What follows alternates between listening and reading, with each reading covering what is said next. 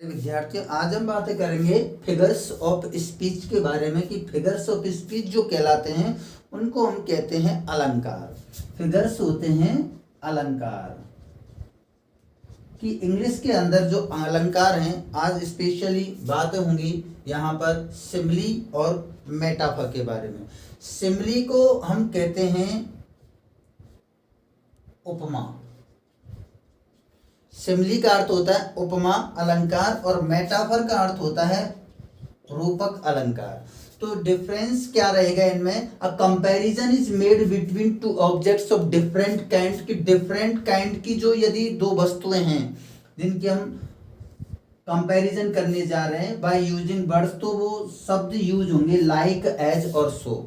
अब दोनों में ये तो डेफिनेशन है, comparison is made between two objects of different kinds by using words like, as और सो के द्वारा जब हम कंपैरिजन करते हैं, वर्ड्स है लाइक, एज और सो, इनके द्वारा जब हम कंपैरिजन करते हैं तो उसको हम कहते हैं simile. And metaphor comparison is made between two objects of different kind, दोनों में डिफरेंट काइंड है, विदाउट है यहाँ पर, without using the words as, like और सो, कि ये जो थ्री वर्ड्स हैं एज, लाइक, सो का प्रयोग हम मेटाफर में नहीं करते हैं। इस मेटाफर को दूसरा नाम भी दिया गया है, इम्प्लाइड सिमिली भी कहते हैं इसको, इम्प्लाइड सिमिली, ये मेटाफर कहलाता है। तो यहाँ पर जब भी हम सिमिली यूज करेंगे तो दो डिफरेंट काइंड्स की जो ऑब्जेक्ट्स होंगे उनमें लाइक, एज, सो आएगा और यहाँ पर एज, लाइक, सो का प्रयोग नहीं होगा। जैसे the camel is like the ship of desert, तो यहाँ पर कैमल की जो, यहाँ कैमल का जो कंपैरिजन किया गया वो शिप से किया गया है, तो इस तरीके से यहाँ लाइक वर्ड का प्रयोग हुआ है। The word is like a stage, ऐसे ही है the camel is ship of desert, तो यहाँ पर डायरेक्ट शिप से प्रयोग यहाँ कंपेयर किया गया है कैमल को, यहाँ लाइक, सो, एज का प्रयोग नहीं हुआ है। Same the world is a stage, ऐसे ही है the world is like a stage, तो यहाँ पर वर्ल्ड के साथ में लाइक का प्रयोग करके यहाँ स्टेज से इसका कंपैरिजन किया गया है। इस तरीके से यहाँ लाइक, एज का प्रयोग नहीं हुआ है। जैसे Shivaji was like a line in the battlefield, तो यहाँ पर शिवाजी की जो कंपैरिजन, शिवाजी का जो कंपैरिजन किया गया है वो लाइन से किया गया है। किस वर्ड की सहायता से? लाइक की सहायता। Shivaji was line in battle, तो यहाँ पर ये लाइक, सो का प्रयोग नहीं हुआ, डायरेक्ट शिवाजी लाइन से कंपेयर किए गए हैं। नेक्स्ट एग्जांपल है life is but a walking shadow, तो यहाँ किसी भी प्रकार का लाइक, एज का प्रयोग नहीं हुआ है। ऐसे revenge is a kind of wild justice, revenge को वाइल्ड जस्टिस से कंपेयर किया गया है।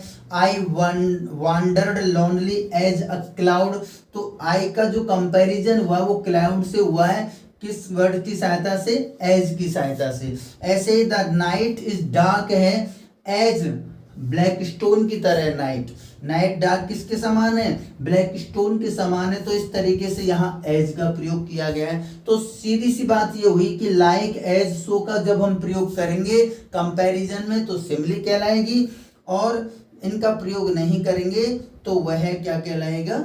मेटाफर कहलाएगा। अब हम बातें करते हैं कि सिमिली और मेटाफर तो ठीक है, लेकिन यदि यहाँ ये दिया हुआ है different kinds of two objects, की दो ऑब्जेक्ट्स डिफरेंट काइंड है, यदि सेम काइंड है तो वो क्या कहलाएगा?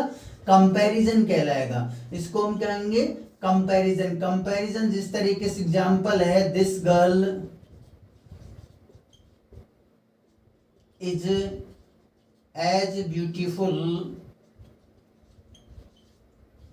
एज हर सिस्टर, तो यहाँ जो गर्ल का कंपैरिजन किया गया है सिस्टर से किया गया कि दोनों ही सेम काइंड हो गए, तो ये क्या कहलाएगा?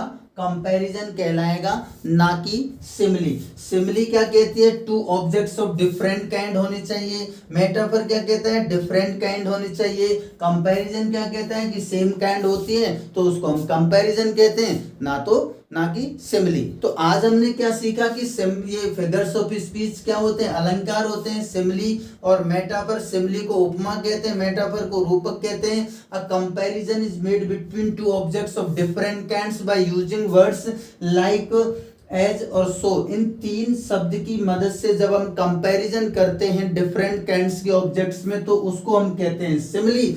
और विदाउट इन थ्री वर्ड्स के जब भी हम कंपैरिजन करते हैं, डायरेक्ट कंपैरिजन करते हैं, तो उसको हम कहते हैं मेटाफर। जैसे कैमल है, यहाँ पर शिप से की गई है।